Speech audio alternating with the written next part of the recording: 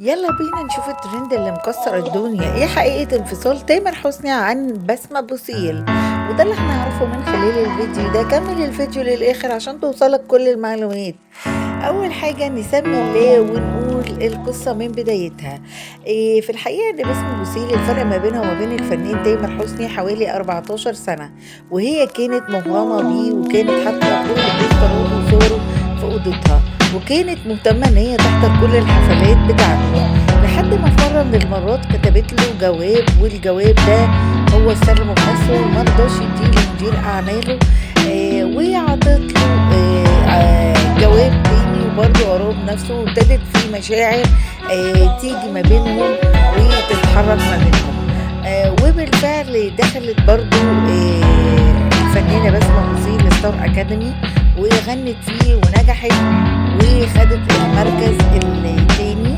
وبعد كده كان في علاقة ما بينها وما بين الفنان تامر حسني، واتفقوا على الجواز رغم فرق السن اللي ما بينهم، وعملوا حفل جواز في وسط أهلهم وأصدقائهم المقربين.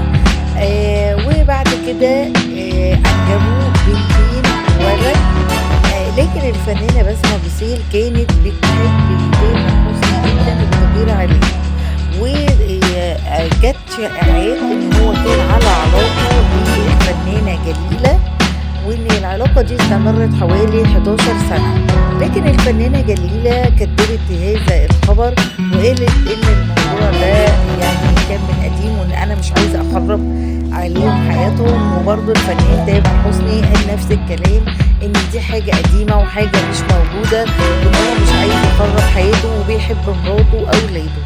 واتدخلت الفنانة أحلام علشان خاطر تحل المشكلة دي، وإن هي ترجعهم لبعض. وبالفعل هما رجعوا لبعض.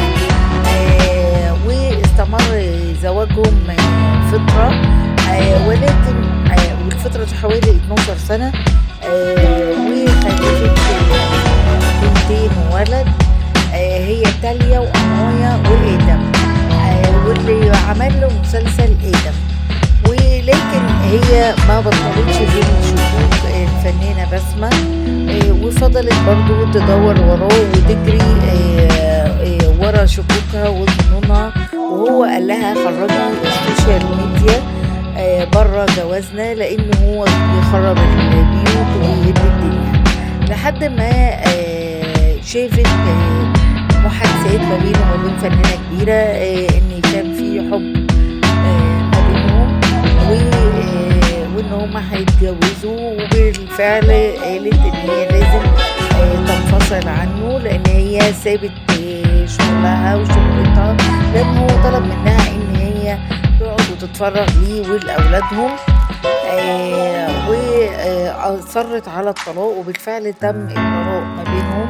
لكنهم أول ما اتطلقوا هي نشرت على الانستا بتاعتها وجعلنا بينكم مودة ورحمة في الزواج وفي الطلاق. وهو رد بنفس الكلام وقال إنك هتفضلي بنتي وصاحبتي وأختي وأم أولادي وكل حاجة. وفضلت هتفضل العلاقة ما بينهم جميلة.